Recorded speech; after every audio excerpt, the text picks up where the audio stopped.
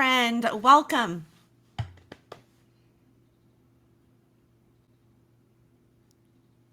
Hello, my friend. I am getting ready to pack for a leadership retreat, and I'm so excited. But I'm packing away those books of what am I going to read on the plane? What am I going to read in the downtime of the leadership retreat? And it got me thinking about leadership books that I have read that perhaps I could share with you that would help you in your leadership skills and development and even passing on to your team. So there are 5 books that I'm going to highly suggest to you. Again, all on a different level of what you're looking for, what your goals are, and what the need is within your organization. And you can take a look at some of these different ones. So let's go ahead and just dive in. That first one is going to be one that I read at the beginning of my leadership. So back when I was in my early 20s, and that would be the Fish series. Now, have you ever been to the Pikes Peak market? It's amazing. It's actually based off of this book, or this book is based off of the Pikes Peak market, and that's in Seattle, Washington. And it's so fun to go there. They're just having a great time. They're tossing the fish around, and when you're there, you just feel caught up in that atmosphere of joy and fun, and the customer service that they provide. It's all top notch, and they all capture that here in this book of the Fish series. A couple of things that especially you're going to find in this is one, it's going to help energize your team. Second of all, it's going to help increase that employee retention. And third is going to be to motivate your team to basically take pride in their work and transform that workplace, such as what Pikes Peak Market does in their atmosphere. Now, a couple of things that I like as far as quotes go from this book. One of them is it reminds us that we always have a choice in how we do the work. We don't necessarily have a choice in the work that needs to be done. And what I mean by that, and what it probably means by that, is that there's always going to be those tasks that we don't enjoy. However, it's how we perform them, how we approach them, that can actually make it a lot of fun. I mean, even watching a fish being wrapped or tossed about there at the Pikes Market, it can be fun, but yet such a tedious task for them. So it's taking some of those mundane tasks and really putting the fun into it, that you can actually create joy in your work, no matter the task that's involved. Another quote that it has in there that I really appreciate is, it says, I'm going to read it here: our quest for ideal work focuses us on the future. And that's when we will miss the amazingly wonderful life that is available today in the moment. So instead of focusing on, okay, I hate doing this, but I want to do this in the future, we're going to miss out on the joys of what we're able to do in the moment. So again, Fish is a great one, really helps take that pride and ownership in whatever task your team might be doing, and just overall beginning culture of your organization. If you want more on this topic, there are some other Holly's Highlights podcast episodes that would be a good ones to reference to. Season 1, episode 7 is the 4 tips of having a grateful heart. Actually, there's 3 of them, because then there's season 1, episode 9 of 6 tips to avoid burnout, and then season 2, episode 26 on how to have an attitude of gratitude. So all of those I would suggest, as well as this book, the number 1 book of Fish. And again, it has 3 books total: Fish, Fish Sticks, and I forget the other one. But anyhow, you can check that out. The other one, let's talk about that pride and ownership of your work, right?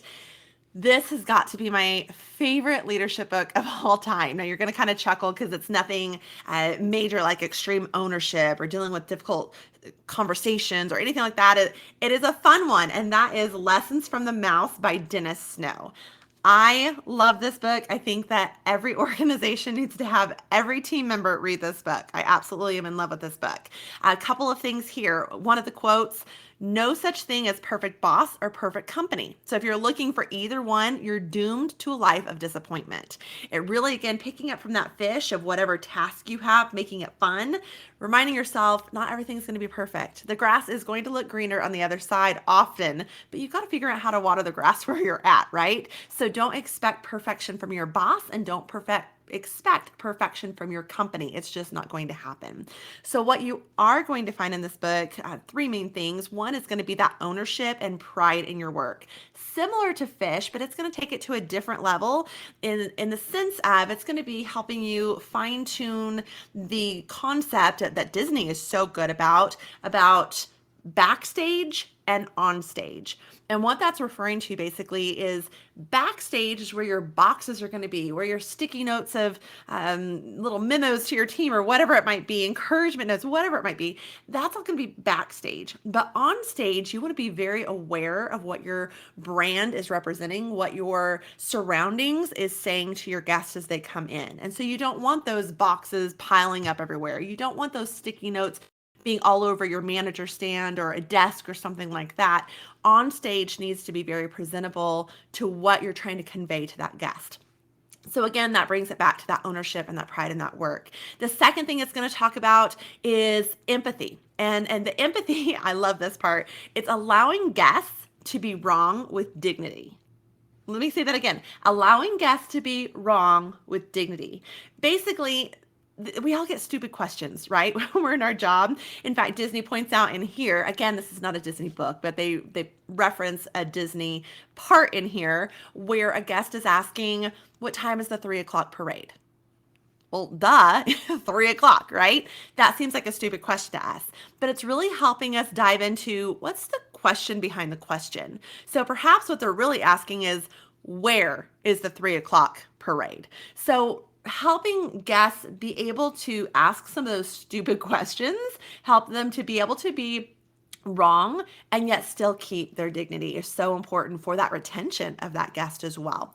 And then number 3, the relationships versus transactions. It's really focusing on building those relationships in whatever job, leadership role you're in versus just the day-to-day transactions that can become a part of every company, right? So this helps focus in on those wows that you can create as your company and empowering your people with the understanding that it's a privilege to wow your guest in whatever way you're doing that. So for example, it doesn't even have to always be tangible of giveaways, you know? It can be, I went on a cruise once and there was a great server that we had. And instead of just coming and taking our order every time, he would show up at first and he'd say, hi, I'm a bus, not a train, not a car, a bus. And to this day, I not only remember his name, but I remember his service because it wasn't just about the transactional, it was about that relational, and that is so important. Now, what was kind of fun to add to that is we were with my parents' best friends parents also, and his name was Oval. And so his quick-witted response, I wish I was quick-witted like this, but he said, I'm not a square, I'm not a circle, I'm an oval. So it was just perfect. I love the conversation.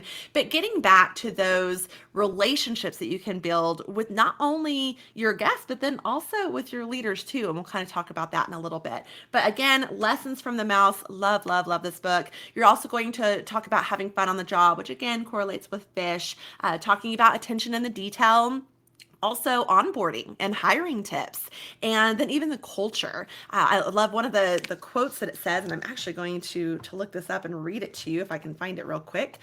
Page on page 86 says, when a company puts a stake in the ground on what's expected and the leaders model that behavior and link it to employee pride and recognition, that expectation or value can become second nature for everyone.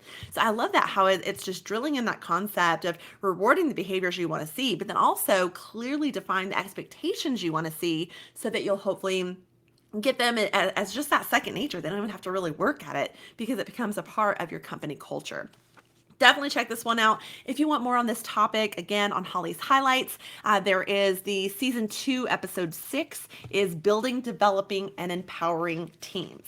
Now, along those lines, we're going to go into that care, as I was just talking about, that we show our guests, but we also want to show it to our team members, right? So one thing that we need to realize about ourselves, and this leads us into our third book, is our strengths. So Now Discover Your Strengths by Marcus Buckingham and Donald Clifton is a fabulous book for really honing in on your talents, on your strengths. Hello, the name of the book. Also help you just perform at a higher level, both personally and professionally.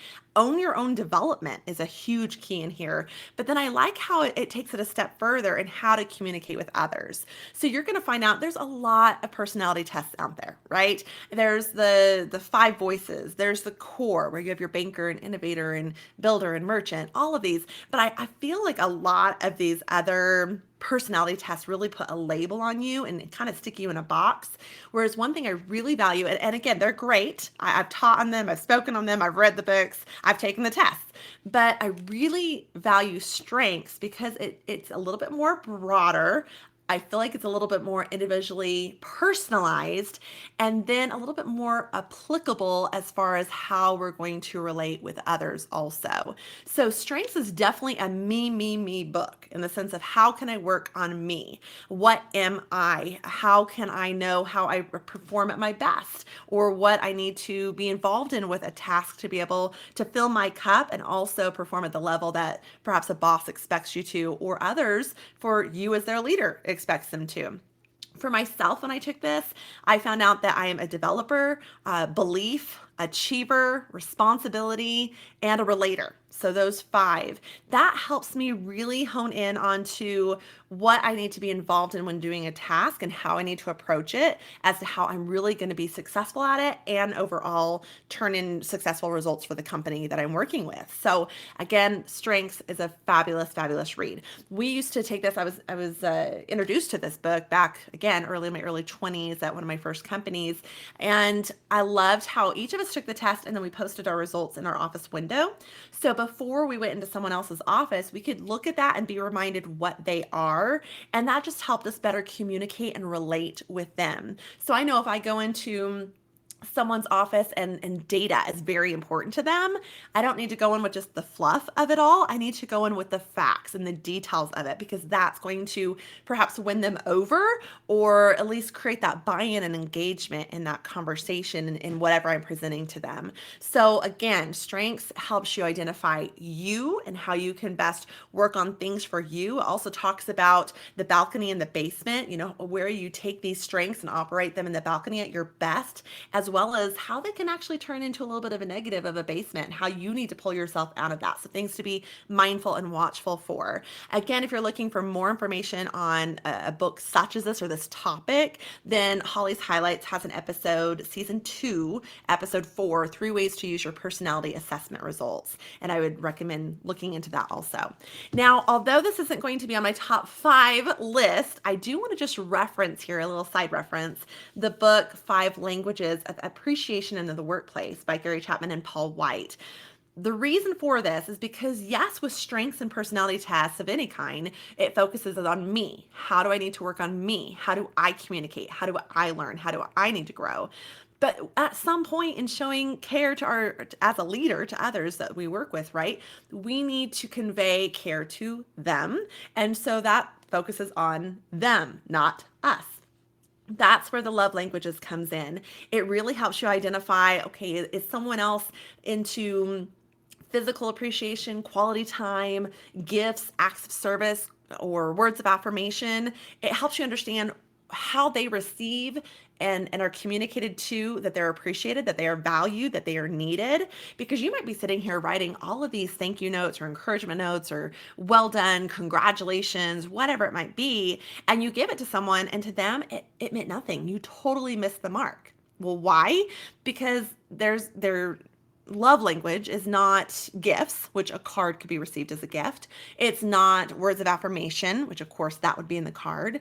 In fact, it's physical touch. Now, don't freak out here. Physical touch in the workplace is quite appropriate. It's simply a high five. It could be a pat on the back. It could be a thumbs up. I used to work with a guy who that's what he would say. My love language is physical touch. I literally need you to pat me on the back.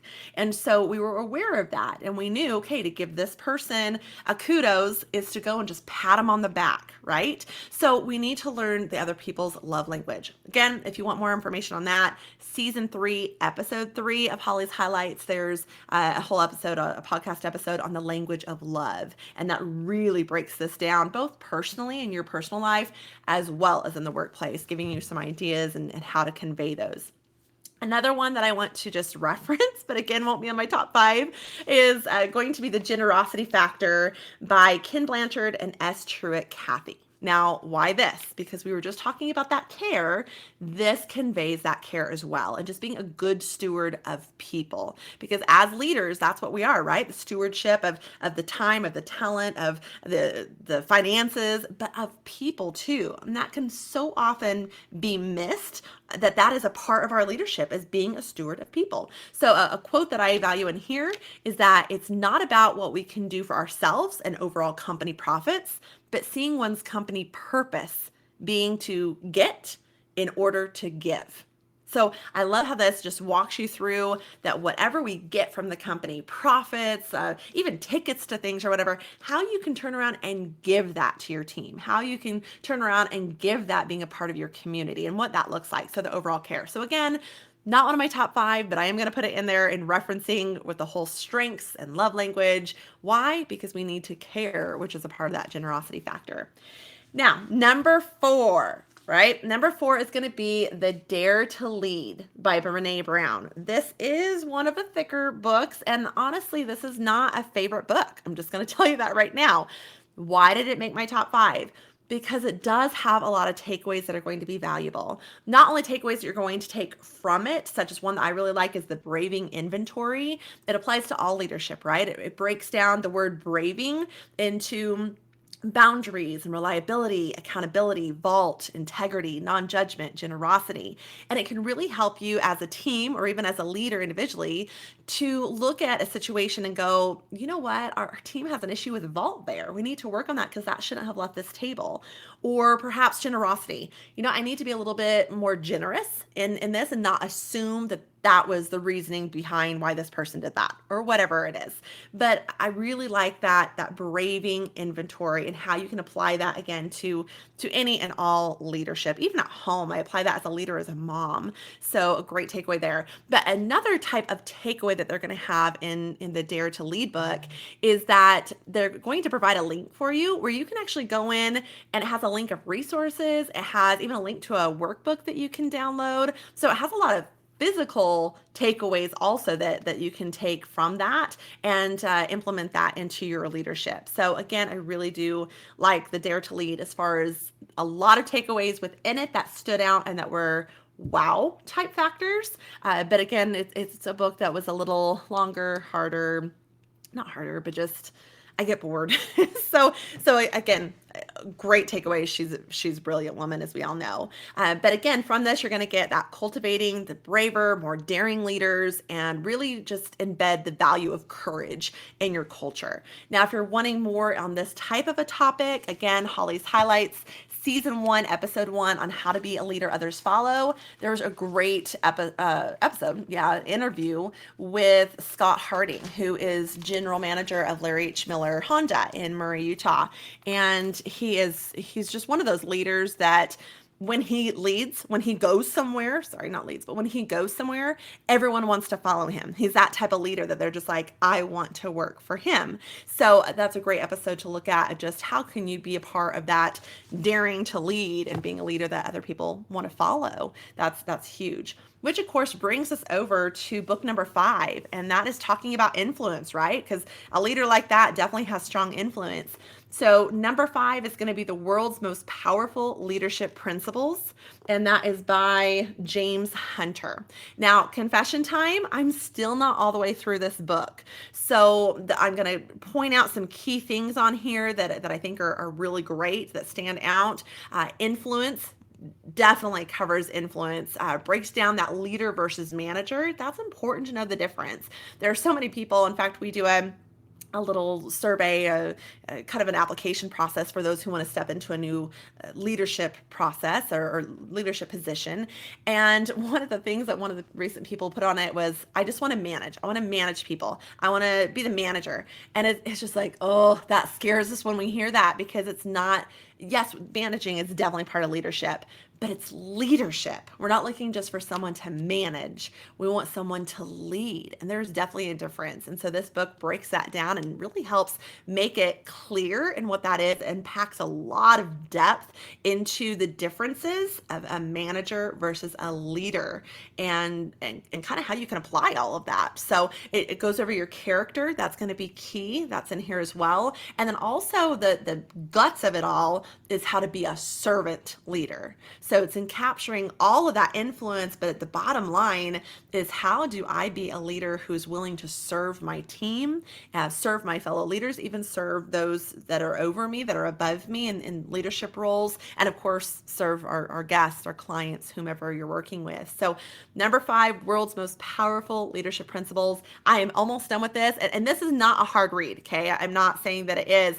It's so good that I keep going back and rereading the same portions of just what else did I miss there? And really pulling out some of those parts that I want to really reflect on and kind of chew on for a bit even after I've read that section. So again, great book here.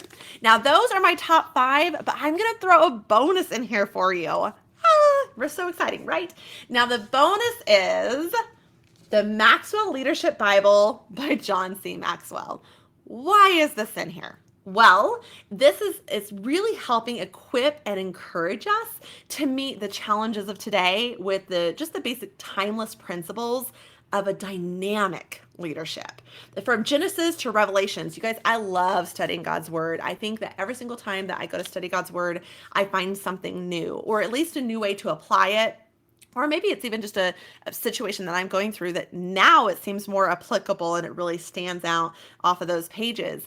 But from Genesis to Revelations, we're going to get that insight look of wisdom and guidance for everyone who feels called to be a person of influence, which, let's face it, you break it down, that's what a leader is. It's a person of influence. Now, with this, I'm going to just kind of break it down a little bit more and revealing what you can expect from each chapter. It's going to be the Bible. Okay, you're not just reading a book, you are reading the Bible. But John Maxwell has done a fabulous job of going in and dissecting it into God's role in this chapter and leaders in that chapter, other people of influence in that chapter, lessons that you can learn in that, I keep saying chapter, but I mean in that book, lessons that you can learn in that book. It breaks down the leadership highlights for that book, and even the referencing the verses, the people that it involved, the page numbers that it's on. And then it even has little sections where it kind of dissects it even more into what you can gather from those chapters that are kind of around that area, around that section on those pages. So again, I love this. I think it's a great one for, again, anyone who feels called to be a leader of influence, so a person of influence, aka a leader. This is a wonderful book to go through. Obviously, it's going to take you longer because you're going through the whole Bible, but what a sweet perspective to look at, an eye-opening perspective to be able to read through the Bible and see it from a leadership view and go, wow, I didn't see that before. I never took that application from it. So again, all of these are great resources. There are more, of course, that you could dive into that go into different areas and even at deeper levels. One I like is the Patrick Lencioni Silos, Politics, and Turf Wars. I have to look at all my books that adorn my walls. Some others are The Creative Fellowship by Jamie Collins. There's a lot of great leadership books. I would love to hear from you also what leadership books that you like to read. Feel free to go onto Facebook or onto Instagram. On Instagram, it's at Holly Kirby. On Facebook, it's at Holly's Highlights. And in the comments of today's episode, you can go ahead and share with me your favorite leadership book. I would love to hear that.